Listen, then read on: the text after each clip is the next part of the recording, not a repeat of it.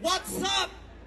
Ang up, tubig, baha, pagnanakaw, korupsyon, yun ang mataas sa Pilipinas. What's down?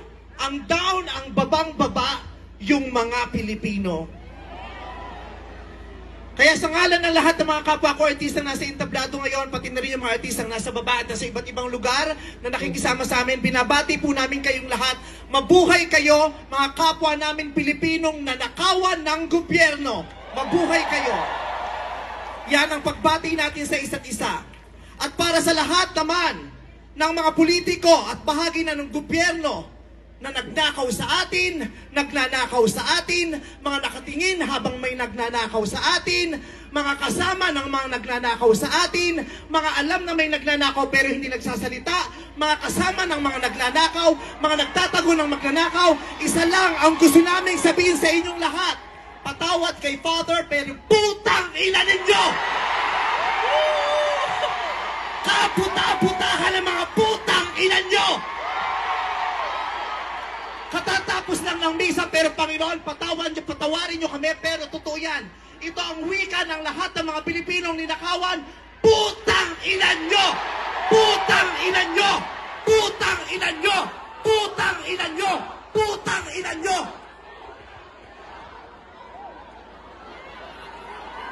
Putang ina nyo! Tapos na ang panahon ng mga mababait at ng mga resilient. Ang mga mababait, ginago.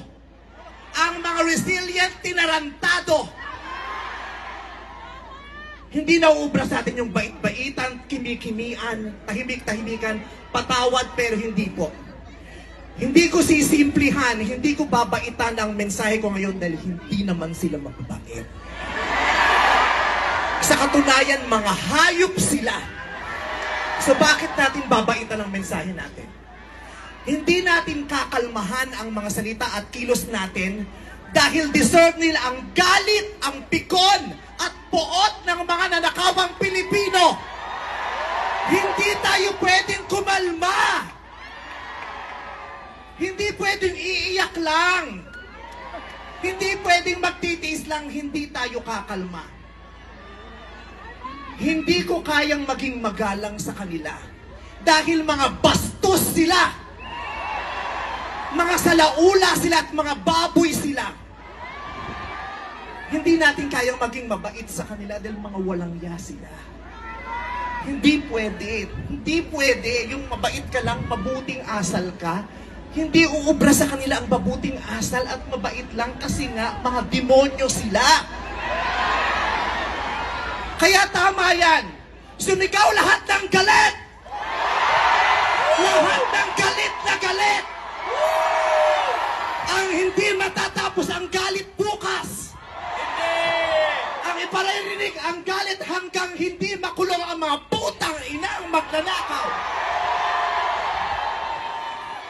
Hindi tayong pwede magalit lang ngayon. Kailangan hanggang bukas, kailangan sa susunod na linggo, kailangan sa susunod na buwan, hanggang umabot ng ilang taon hanggat hindi sila nauubos. Walang mawawala sa atin kasi ubos na tayo. Kaya ang gagawin natin ngayon ay babawi na tayo. Ikulong ang mga magnanakaw. Para sa akin, hindi nga sapat ang kulong. Dapat patayin ang mga korap na magnanakaw. Ibalik ang death penalty para sa mga korap. Para patayin ang mga magnanakaw, ikulong pati pamilya nila. Dapat gumawa ang batas ang pamahalaan para ibalik ang death penalty. Pasensya na po, Father. Alam kong ayaw mo ng death penalty. Ipagdasal mo na lang ako. Ibalik ang death penalty para sa magnanakaw. Dahil ang magnanakaw, ang corrupt na public official, hindi ko natatawag na public official, ang corrupt na politiko ay higit pa sa mamamatay tao. Ang corrupt na politician ay higit pa sa magnanakaw. Ang corrupt na politician, ang korupsyon ay higit pa sa terorismo. Ang mga terorista namimili lamang ng lugar at panahon kung kailan aatake.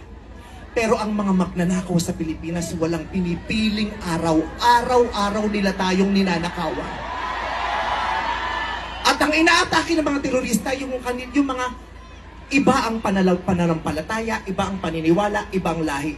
Pero ang mga korap, kapwa Pilipinong kalahi ang ninakawan. Kaya hindi tayo pwedeng sumuko lang ng ganito.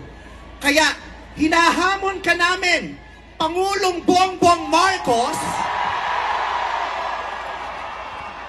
kung gusto mong magkaroon ng magandang legasiya, ang pangalan mo, ipakulong mo lahat ng magnanakaw. Nakatingin kami sa iyo, Pangulong Bongbong Marcos. At inaasahan ka namin, hindi dahil sa idol ka namin, kundi dahil sineswelduhan ka namin at inaasahan namin na tutuparin mo ang inuutos namin mga employer mo. Kami ang nagpapasahod sa inyo, tapos na ang panahon na natatakot tayo sa gobyerno. Takutin natin ang gobyerno dahil ang kapangyarihan nasa sa atin, wala sa kanila. Nakatingin kami sa inyo. Ipakulong. Lahat ipakulong. Bawiin ang mga ari-arian. Bawiin ang mga ari-arian. Pati atay, i-donate. Ibigay ang atay. Pati mata, i-donate. Walang ititira kasi nga, hindi tayo pwedeng maawa dahil mga putang ina nila. Maraming salamat sa inyong lahat. Sasamahan namin kayo hanggang mamaya. Isa pa, putang ina nyo! Sobra na, tama na. Sobra na, tama na. Sobra na, tama na.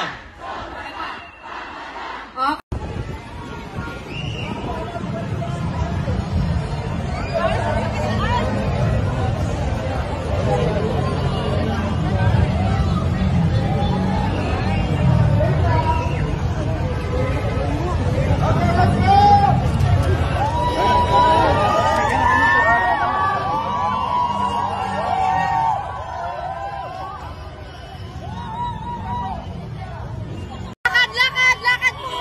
Payong! Nahulog po, payong! Lakad po, lakad!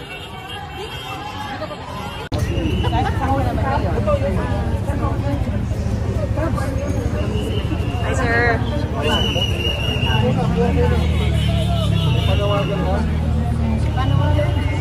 Sali sa 12 pesos of March. Ano yung laban? Tuloy lang. Laban.